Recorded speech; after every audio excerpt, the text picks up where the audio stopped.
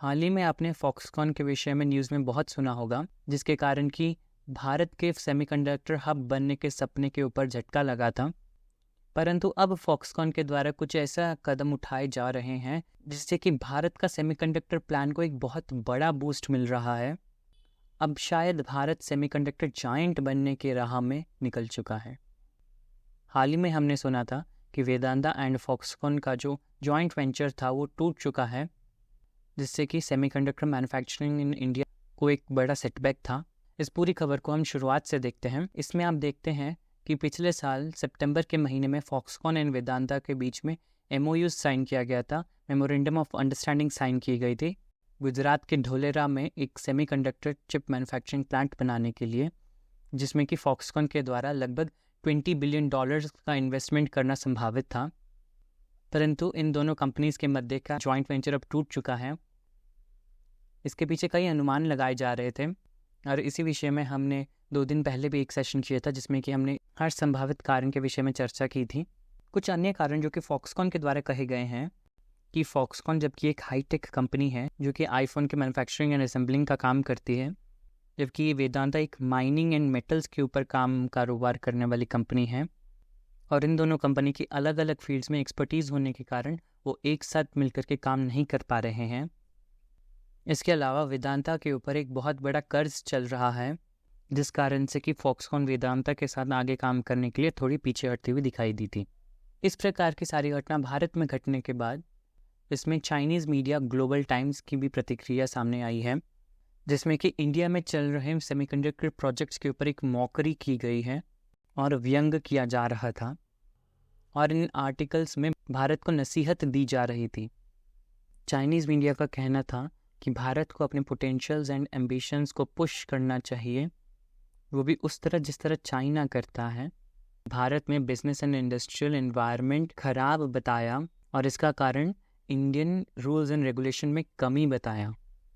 इसके बाद इनकी नसीहत ये थी कि भारत को खुद की अपनी इंडस्ट्री सेटअप करने के लिए खुद इन्वेस्ट करना चाहिए, ना कि दूसरे देश की कंपनी के साथ टाई अप करके अपने देश में मैन्युफैक्चरिंग करनी चाहिए, और विदेशी कंपनियों के ऊपर भरोसा ना करने के लिए सलाह दी। इसके साथ भारत के लेबर्स की चाइना में लेबर्स के साथ कंपेयर करते हुए चाइनीज़ लेबर फोर्स को स्किल्ड बताया। एंड लास्ट में they said India should focus in low and manufacturing, learn from China and strengthen cooperative with it. और उनकी इस नसीहत पर उन्हें एक नसीहत दे देते हैं कि सुनिए ग्लोबल टाइम्स, चाइनीज़ गवर्नमेंट के मुखपत्र, You have no morals to advise India because the world knows किसकी गवर्नमेंट के पॉलिसीज़ में कमियां हैं, और आपके कंट्री में किसी भी इंडस्ट्रियलिस्ट या बिजनेसमैन के द्वारा कोई भी ऐसी टिप्पणी कर दी जाती है जो कि अगर आपको पसंद नहीं आती तो रातों रात वो व्यक्ति कहाँ चला जाता है, किसी को कोई खोज खबर नहीं रहती। DD ग्रुप एंड अलीबाबा जैसे कई उदाहरण हैं, और जो तुम आज एक मैन्युफैक्चरिंग सुपर पावर बने हो ना, खुद के बलबूते पर नहीं बने हो। वेस्टर्न कंट्रीज़ की कंपनीज आई थी यहाँ पर चीप लेबर की खोज में, जहाँ की वो अपनी इन्वेस्टमेंट करके प्रोडक्ट कम प्रोडक्शन कॉस्ट में बना सकें। चाइना की मेजर प्रॉब्लम पता है क्या है? That this Foxconn is a ताइवानी, जो कि ताइवान से निकल करके इंडिया में आकर के इन्वेस्ट करके सेमीकंडक्टर हब बना रही है। इंडिया को सेमीकंडक्टर्स के मामले में आत्मनिर्भर एंड सुपर पावर बना रही है, क्योंकि ताइवान का मुंबई में एक रिप्रेजेंटेटिव ऑफिस खुलने से तुम वैसे ही हिल गए हो। और इसके बाद अगर तुम स्किल्ड लेबर फोर्स की बात करते हो, इंडियन डायस्पोरा को ज़रा देख लो। पूरे वर्ल्ड में जितने भी बड़ी इंपॉर्टेंट ऑर्गेनाइजेशंस हैं, लगभग उन सभी इंपॉर्टेंट ऑर्गेनाइजेशन में इंडियन डायस्पोरा काम कर रहा है, वो भी बड़े ऑफिसर पोस्ट्स पर। If you talk about skilled labours, see our skilled Indians.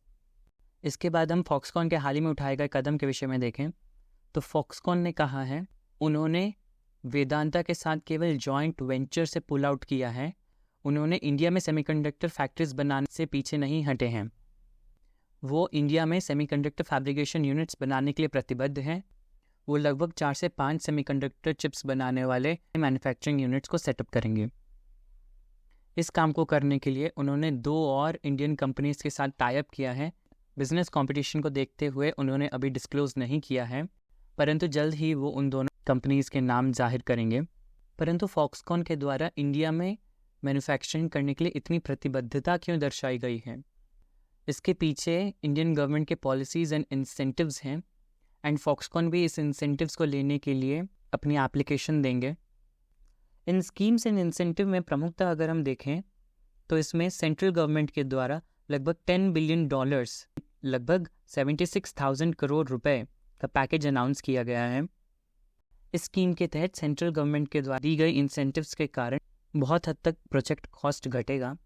इसके साथ स्टेट गवर्नमेंट्स के द्वारा भी कई अलग अलग प्रकार के इंसेंटिव्स दिए जा रहे हैं, जिसके बाद हम central government and state governments के टोटल कंबाइंड इंसेंटिव्स को देखें, जो कि लगभग 70 to 75% of the total project cost है, which attracts these business tycoons to invest in manufacture in India.